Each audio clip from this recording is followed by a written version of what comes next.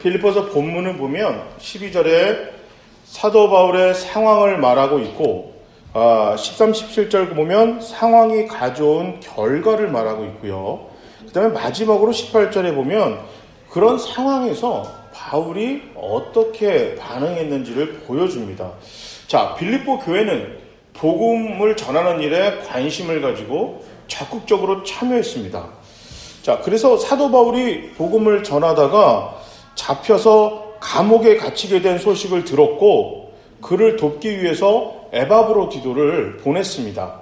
지금이야 통신시설이 발달돼서 뭐 전화를 하던 이메일을 쓰던 문자를 주고받을 수 있지만 당시에는 그런 일이 없었기 때문에 그 바울의 상태 또 지금 주변의 상황을 바울에게 전하기 위해서 소식을 주고받기 위해서 이렇게 에바브로디도를 보내 바울에게 관심을 보였습니다.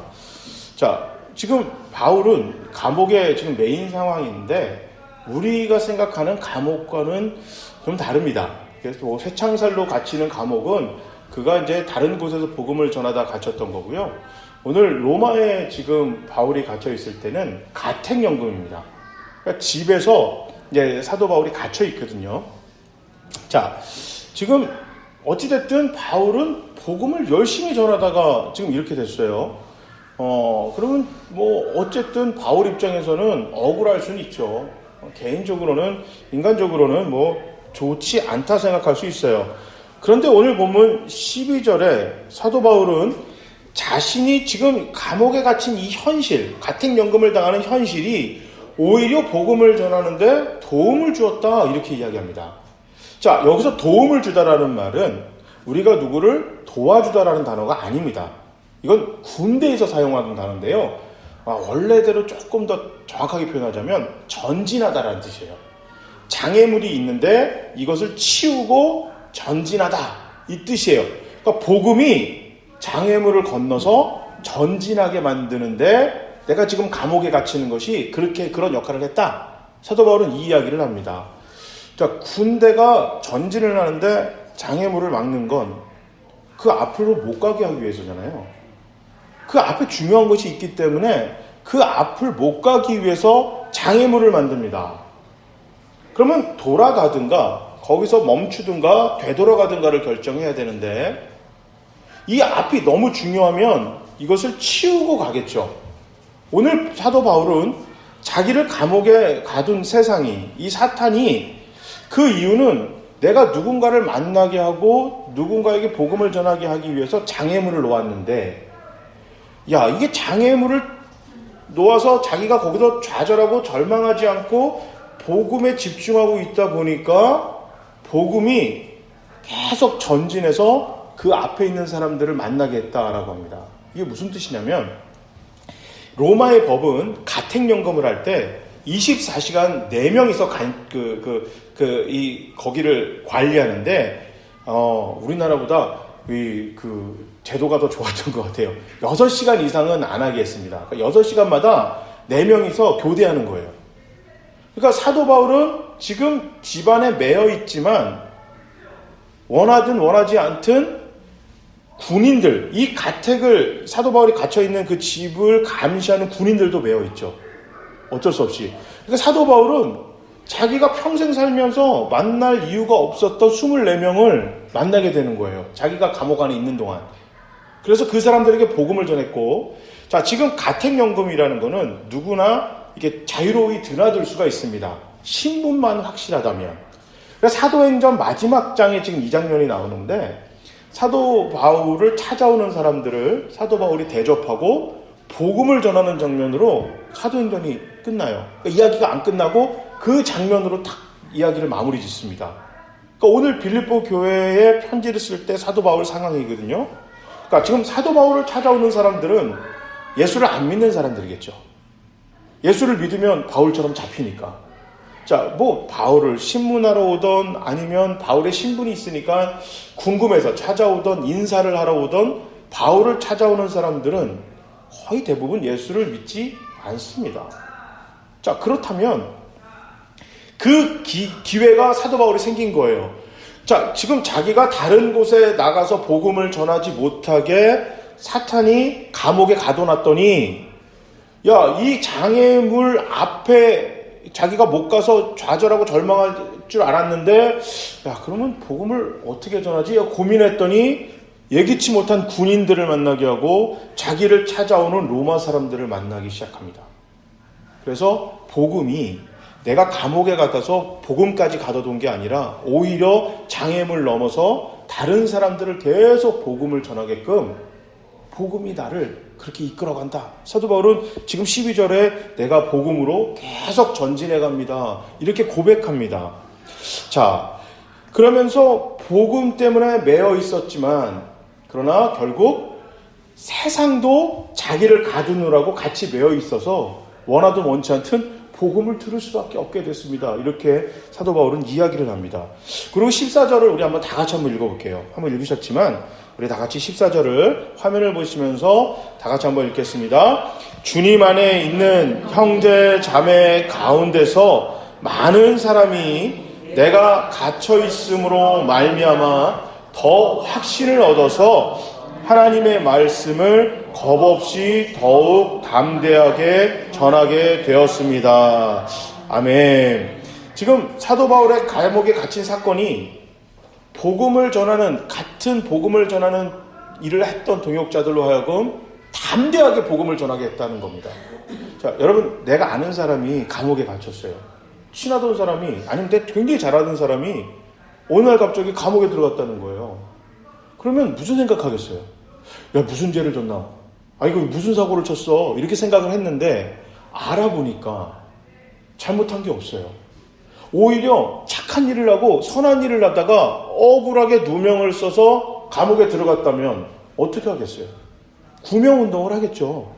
이 사람 잘못한 게 없다. 탄원서를 쓸 겁니다. 그리고 만약에 막 우리나라 예전에 우리 독립운동을 위해서 했던 사람들처럼 아니 내 가족이 내 친구가 독립운동을 하다가 뭐 감옥에 잡혀가면 나도 갑자기 여기서 막 불이 일어나서 마음속에 불이 일어나서 그럼 나도 같이 대한독립 만세를 외쳐야겠다. 이렇게 불길이 번져가는 것처럼 복음을 전하던 사람들이 가장 당시에 외국에 나가면서 이방 사람들에게 복음을 가장 적극적으로 전했던 바울이 감옥에 갇혔다는 이야기가 사람들에게 들리니까 바울이 하던 외부에서 밖에서 하던 그 일을 우리가 대신해야겠다라고 생각을 가지고 열심히 복음을 전하는 담대한 마음이 생겼습니다. 내 그 얘기를 들었네요. 사도 바울이 그 얘기하면서 너무 좋아하는 거예요. 그러면서 이 이야기를 하는데 웃긴 건요. 이게 한 마음만 있는 게 아니에요. 재밌는 건. 동기가 사도 바울처럼 나도 복음을 전해야지 이런 선한 동기만 있는 게 아니라 다른 동기도 있었습니다. 17절에 보면 좋은 마음만 갖고 있는 게 아니라 나쁜 마음을 가진 그런 동기로 복음을 전하는 사람도 있었습니다. 뭐 사도 바울에 대한 경쟁심이 있을 수 있었겠죠. 시기와 질투가 있었을 수 있습니다. 어느 정도 심했냐면 바울이 감옥에 갇힌 거를 좋아했고요. 더 나아가 오늘 본문에 보니까 바울이 지금 갇혀 있으면서 더 고난하고 고생했으면 좋겠다라고 그걸 막 원하는 사람들이에요. 얼마나 사도 바울하고 관계가 안 좋고 미워했으면 그런 생각이 들었을까요? 그런데 그 사람들도 어쨌든 복음을 열심히 전하고 있었어요.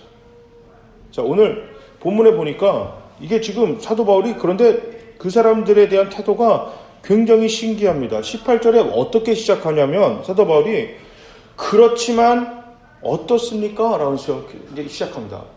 아니 지금 사도 바울을 너무 좋아하고 관계가 좋아서 바울이 하던 복음을 전하는 거를 우리가 계승하고 그 운동에 동참해서 우리도 복음을 전합니다 라고 얘기하는 빌립보 교인들이 있었고 그런 측의 사람들이 있었고 또 에바브로디도가 소식을 전했는데 누구누구 아시죠? 알지.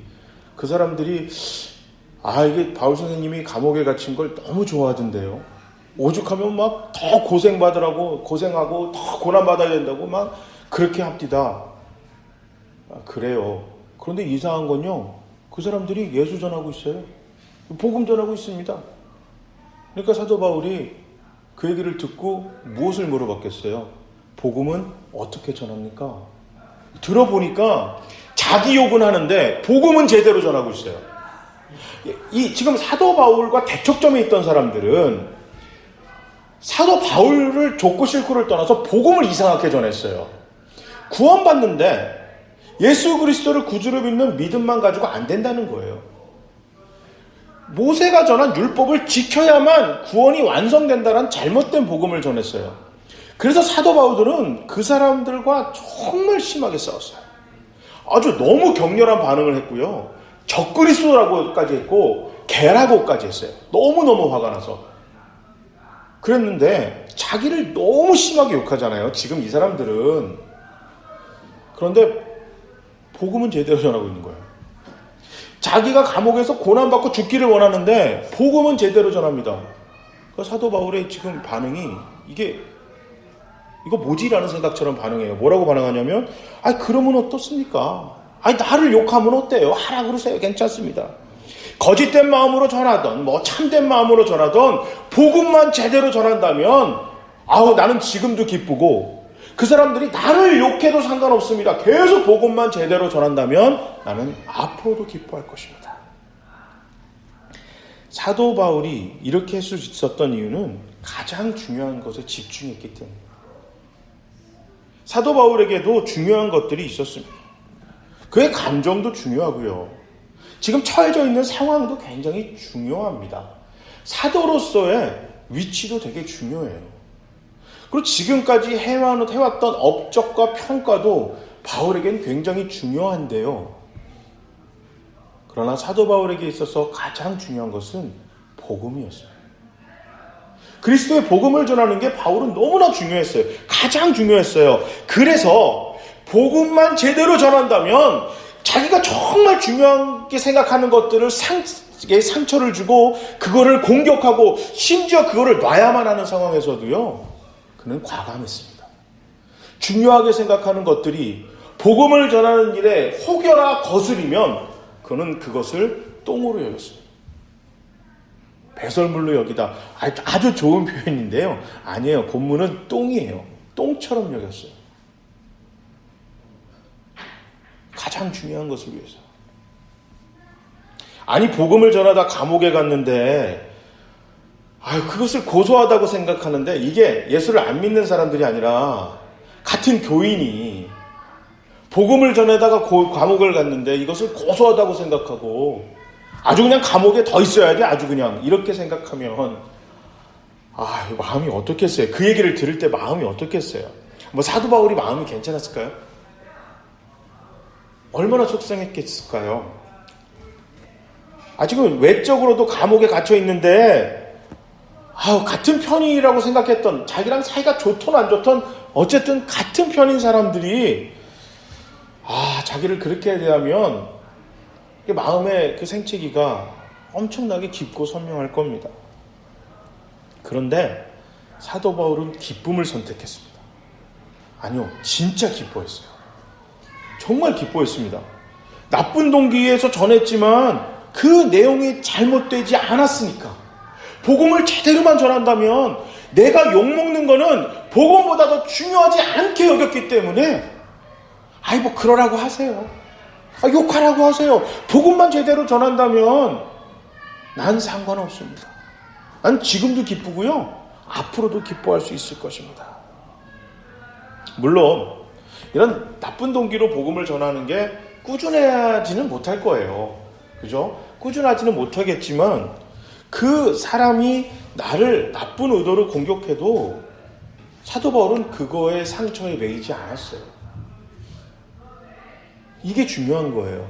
다른 사람들이 나를 욕하고 상황이 어려워지면 거기에 내가 매이는데 처음에는 거기에 매였다가 보면 내가 그 스스로 거기에 묶어 있는 거예요.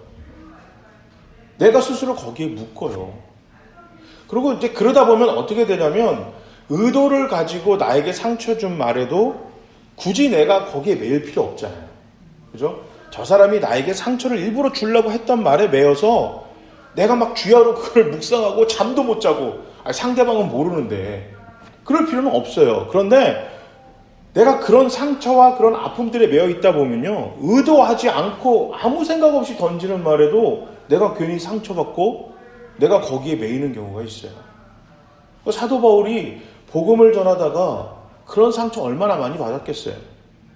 화도 많이 났겠죠. 그런데 정말 그가 복음을 전하면서 느꼈던 건, 붙잡았던 건, 복음이 가장 중요하구나.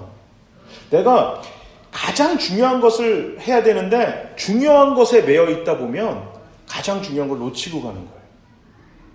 가장 중요한 걸 놓쳐요. 미국에서 굉장히 안타까운 이야기를 들었어요. 굉장히 잘 사시는 분이셨는데, 교회 다니시는 분이셨는데, 자녀가 마약으로 경찰에 총을 맞았고 죽었어요. 너무 안타깝잖아요. 근데 이제 이분이 장례식장에서 담임 목사님을 붙들고 우시면서 뭐라 하시냐면, 정말 자기가 가난하게 살아서 자녀들과 내 가족들에게 가난을 물려주기 싫어 너무너무 열심히 일했다는 거예요. 가장 소중한 가족을 위해서 너무 소중하게 일했는데, 미국은 뷰잉이라고 장례식 때 이렇게 돌아가신 분을 깔끔하게, 가장 깔끔하게 살아생전의 모습처럼 이렇게 화장해서 이렇게 마지막 인사하는 시간이 있어요. 자기가 죽은 아들을 쳐다보는데 낯설더라는 거예요. 그러면서 들었던 생각이, 이 아이 얼굴을 제대로 본 게 언젠가라고 곰곰이 생각해보니까 기억이 안 나더라는 거예요. 가장 중요한 아이를 위해서, 가족을 위해서 너무나 열심히 살았다 본데, 가장 중요한 걸 지키기 위해서 중요한 것들이 필요했던 거죠. 돈이 필요하고 시간이 필요하고 막 바쁘게 살았는데 정말 가장 중요한 거에 대해서는 소홀히 한 거예요.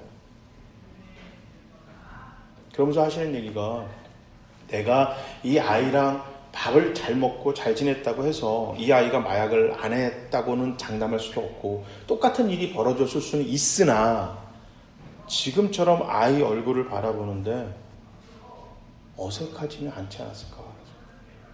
아이의 기억이, 자기가 아이에 대해서 기억을 떠올렸는데 정말요, 자기랑 말대답하는 그거 말고 좋은 기억을 떠오르니까 7살 땐가 8살 땐가 아빠 하면서 뛰어오는 모습 외에는 기억이 없다는 거.